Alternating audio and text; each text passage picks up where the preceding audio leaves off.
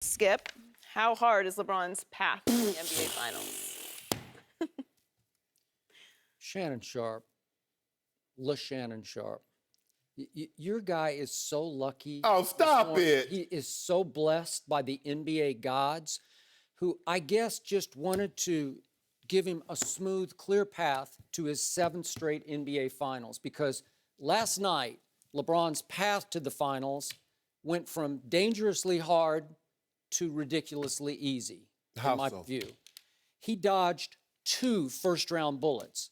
I will tell you the truth. I believe with all my heart and soul that 2 teams would have upset the Cleveland Cavaliers in round 1. And LeBron dodged both the Heat and the Bulls last night.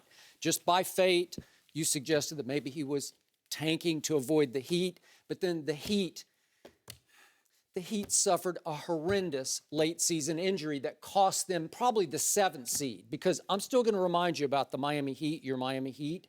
Since January 17th, the Heat still have the best record in the East and the 2nd best record to the Golden State Warriors in the NBA. But over the last 13 games, they went only 7-6 and barely fell out of the playoffs by 1 game because their guts and their glue, Dion Waiters, wrecked his ankle 13 games ago, back on what it was, early March. And 7-6 cost them the best record in the NBA since January 13th. That's what they would have had. They would have been #1 overall since that's a big sample size. Mm-hmm. And they finished 3-1 against the Cleveland Cavaliers. I'm just saying that if they're the 8 or the 7 or wherever, depending on where LeBron would have fallen, if LeBron deals with them, LeBron loses in the first round. Because I'm going to say this one more time. Yes, sir. Because let's talk about big sample size. Over the last 46 games the Cleveland Cavaliers played, that's 56% of their closing schedule. They went 23-23. You can't defend that. They're a 500 basketball team, the defending champs are. Mm-hmm. On the road, they're a sub-500 basketball team at 20-21 for the whole year. That's terrible. That's screaming that something is wrong with the Cavaliers. Wrong enough that with Dion Waiters, Miami would have beaten Cleveland. I believe the Chicago Bulls would have beaten Cleveland if somehow they had fallen into an 8-1 or 2-7 or however it would have worked. Because I'm going to remind you, the Chicago Bulls went 4-0 against the Cleveland Cavaliers this year. 4-0, and I realize that they finished 41-41, but I don't care. With Dwayne Wade coming back, you don't think Dwayne would have had a little something to say to LeBron in those playoff games? Just a little something? Yeah, good luck in the finals, You don't think LeBron would have been looking over his shoulder at D. Wade? That's what his big brother? D. Wade would have told LeBron, good luck in the finals, bro. Yeah, I'm sure he would have. 4-0 against the Cavaliers. So I remind you, that last game that they played at Chicago on March 30th, Cavs get off to their hot front-running start as usual. They're up 11 early in the 3rd quarter, and they just collapsed, as they usually do, but they really collapsed the Bulls, and they lost 99-93. Remember that Friday night game? So that was the last time they played. I would have loved this Bulls-Cavs first-round matchup. I would have relished Heat versus Cavs in the first round. It would have gone 7 games. It might have been over in 6 in both cases. It just might have been over on the other floor. Look, they wind up with an Indiana team. Paul George just doesn't think he can beat LeBron James. I'm sorry. He had 43-99 the last time they played. Yeah, and then what happened? What happened at the end of the first overtime to Paul George? He steps to the free throw line with a chance to win the game. And what did he do with the first free throw? Clang. It happens. Clang. Oh, it happens because he just doesn't think he's LeBron James. And finally, who is? We look back at, you know, he has the ability to be. He's got the size, he's got the speed, he's got the quickness, he's got the strength. He's got LeBron dimensions to him, but he's just not LeBron James. And he knows in his heart of hearts he can't stand up to LeBron James. KD knows that. Steph Curry knows that. Russell Westbrook knows that. Isaiah Thomas knows that. Kawhi knows that. That's the only one who does not know that. And you know what? Dion Waiters doesn't know that. Dion Waiters is not afraid of LeBron James. And I'll throw in my one X factor real quick here. There's one X factor on Indiana's side. They added this guy 6 games back.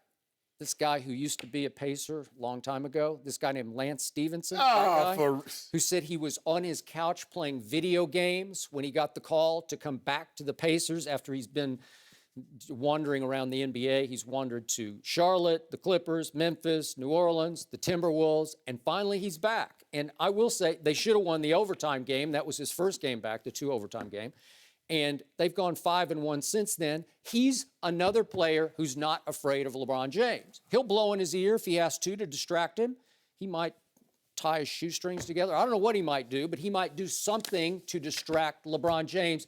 He's not afraid the way Paul George is afraid of LeBron James. I'm sorry, that's the only X factor left here. But if you look down the rest of it, your Cavs are going to get the Raptors instead of the Wizards, and that's just an easier matchup for them. I'm sorry that DeMar DeRozan and Kyle Lowry, they don't think they can beat LeBron James. It went 6 last year, but it might go 6 this year, but they still don't think in the end they can beat them.